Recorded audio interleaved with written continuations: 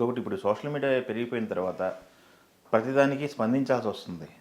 నేను చేయలేదురా బాబు, నేను బతికే ఉన్నానని కొన్నిసార్లు, నేను చేయలేదని కొన్నిసార్లు, లేకపోతే నా సంబంధం లేదని ఇట్లా స్పందించాల్సి వస్తుంది. రీసెంట్గా నాగార్జున స్టాఫ్ రిలీజ్ చేసినటువంటి చూసారా మీరు ప్రెస్ నోట్? ఒక ఖండన. ప్రెస్ నోట్ యాక్చువల్గా జరిగింది ఏంటంటే నాగార్జున ఒక ఫంక్షన్, అది కుబేరా ఫంక్షన్కి హాజరైనప్పుడు అక్కడ ఒక చర్చ జరిగింది అనేది బయటకు వచ్చిన వార్త. ఆ చర్చలో విషయం ఏంటంటే ఏపీ ఎలక్షన్స్ గురించి మీరేం ఎలా స్పందిస్తారు అనేది ఒక ప్రశ్న వచ్చిందని ఆయనకి. ఏపీలో ఎన్నికలు జరుగుతుంటే మనం తెలంగాణలో ఉండి మనం ఎందుకు మాట్లాడుకోవటం అని ఆయన అన్నాడని. అలా మొదలై తెలుగుదేశం పార్టీ వాళ్ళు నన్ను ప్రచారం చేయమని అడిగారు, నేను వద్దని చెప్పాను, జగన్ పాలన బాగానే ఉంది కదా అని కూడా అన్నాను అని ఆయన అన్నట్టుగా బయట ప్రచారం మొదలైంది. ఎప్పుడైతే ఇది వెబ్సైట్లలో ఈ వార్త దర్శనం ఇచ్చిందో ఇమ్మీడియట్గా వ్యాఖ్యానాలు మొదలైనాయి.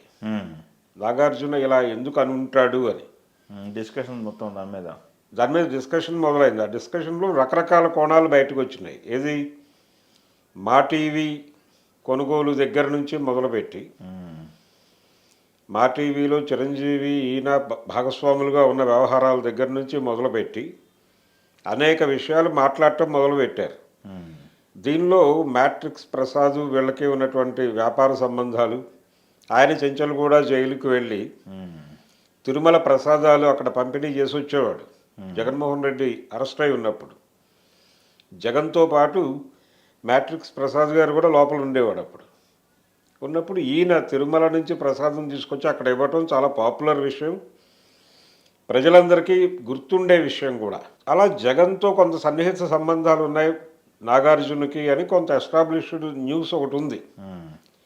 దాన్ని ఆధారం చేసుకుని ఈ వార్తని దానికి లింక్ చేసి మాట్లాడటం అనేది మొదలుపెట్టి తెలుగుదేశం పార్టీకి, అంటే నందమూరి కుటుంబానికి అక్కినేని కుటుంబానికి ఉన్నటువంటి పాత గొడవల దాకా మాట్లాడేయటం మొదలుపెట్టారు. అంటే నాగేశ్వరరావుకి ఎన్టీఆర్కి మధ్యలో జరిగిన గొడవలు కూడా మాట్లాడేశారు ఈ అకౌంట్లోనే. ఇది ప్రమాదకరం. ఆయన అసలు అనలేదు మహాప్రభు అంటున్నాడు. ఇప్పుడు క్లారిటీ ఇచ్చుకోవాల్సిన పరిస్థితి వచ్చింది. ఆ వీడియో బయటకు రాలా, అక్కడ ఆ మాటలు జరిగినాయి అనేది మాత్రమే బయటకు వచ్చింది. పుకార్ అనండి, ఏదైనా వదంతి యుద్ధం జరుగుతోంది ఇప్పుడు. అంటే ఏదో ఒక పుకారు పుట్టించి అటాక్ చేయటం. వాళ్ళు కాదు అన్నప్పటికీ చరిత్ర చెప్తోంది కదా, ఆయన ఈ మాట అనడానికి ఒక ఆధారం ఉందని చెప్తోంది కదా చరిత్ర. కాబట్టి ఎందుకు నమ్మకూడదు ఈ వార్తని అనేది మాట్లాడుతున్నారు వ్యాఖ్యానాలు. దీని ఇన్ఫ్లుయెన్స్కు గురయ్యేటువంటి ప్రజలు ఉంటారు ఖచ్చితంగా. ఏమో నిజమే అయి ఉండొచ్చు కదా, వాళ్ళిద్దరికీ మధ్య ఉన్నటువంటి వ్యాపార సంబంధాలు అనేకం ఉన్నాయి, డెఫినెట్గా ఆ మాట అని ఉంటాడు నాగార్జున అనేది జనంలోకి వెళ్ళే అవకాశం ఉంది. రెండోది, ఆల్రెడీ ఇండస్ట్రీ వైపు నుంచి చాలామంది పొలిటికల్ కామెంట్స్ చేస్తున్నారు, మాట్లాడుతున్నారు, అక్కడికి వెళ్తున్నారు కూడా, ప్రచారాలకు కూడా వెళుతున్నారు. ఇందాకే మనం మాట్లాడుకున్నాం, సాయి ధరమ్ తేజ్ వెళ్ళాడని. వరుణ్ తేజ్, సాయి ధరమ్ తేజ్ వీళ్ళంతా వెళ్ళారు, కుటుంబం పెడుతున్నారు. జరుగుతోంది, అది జరుగుతుంది. దేన్ని ఎవరు ఆపలేరు. ఇప్పుడు కాదు కదా, రామారావు గారు పార్టీ పెట్టినప్పుడు కూడా కొంతమంది కాంగ్రెస్ తరఫున ప్రచారం చేశారు. ఆ రోజున విచిత్రం ఏంటంటే హీరోలందరూ కాంగ్రెస్ వైపున ప్రచారం చేశారు 85 ఎన్నికల్లో.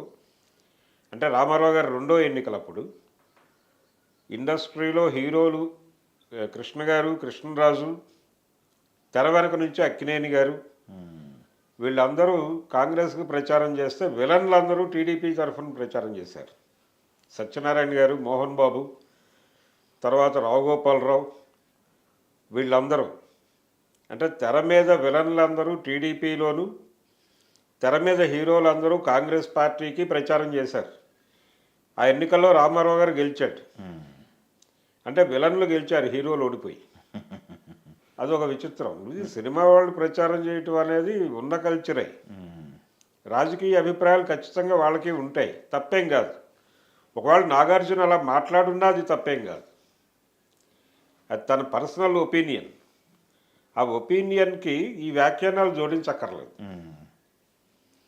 అది కొత్తగా వీళ్ళు చెప్పక్కర్లేదు. ఆల్రెడీ ఆయన రహస్య కార్యక్రమం కూడా కాదు, ఆయన ఓపెన్గానే చెంచులగూడ జైలుకి వెళ్ళాడు. ఆ వీడియోలు ఉన్నాయి. ఆ సందర్భంగా మీడియాను ఉద్దేశించి మాట్లాడాడు ఆయన. చాలా స్పష్టంగా నిమ్మగడ్డ ప్రసాద్తో తనకున్నటువంటి వ్యాపార సంబంధాల గురించి ఆయన రకరకాల వేదికల మీద ప్రస్తావించున్నాడు.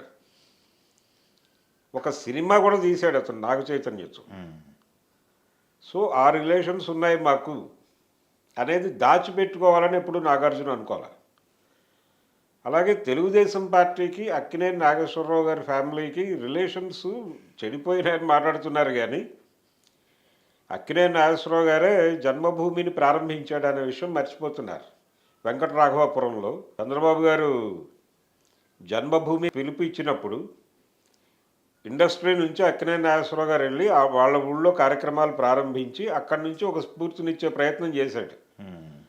ఆ టైంలో చంద్రబాబుతో మంచి రిలేషన్సే మెయింటైన్ చేశాడు ఆయన. ఆయనే కాదు, నాగార్జున కూడా.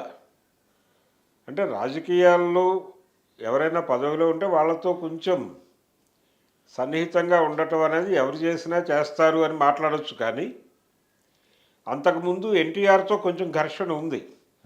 అన్నపూర్ణ సవనాకర్స్ గొడవలోను దానిలోను. అది వేరు. అది కోర్టు గొడవ. కోర్టు ఫైనల్గా ప్రభుత్వం మారింది. లక్కీగా 89లో చెన్నారెడ్డి గారు వచ్చాక ఆ విషయాన్ని సార్ట్అవుట్ చేశాడు, అయిపోయింది.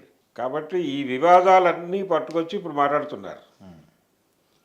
ఎక్కడెక్కడ విషయాలు అంటే భూ కైలాస్ దగ్గర నుంచి మొదలుపెట్టి రామారావుకి నాగేశ్వరరావుకి మధ్య ఉన్నటువంటి రకరకాల వివాదాలు పుకారుల్లో ఉన్నవి అన్నీ పట్టుకొచ్చి ఈ అకౌంట్లో మాట్లాడేస్తున్నారు.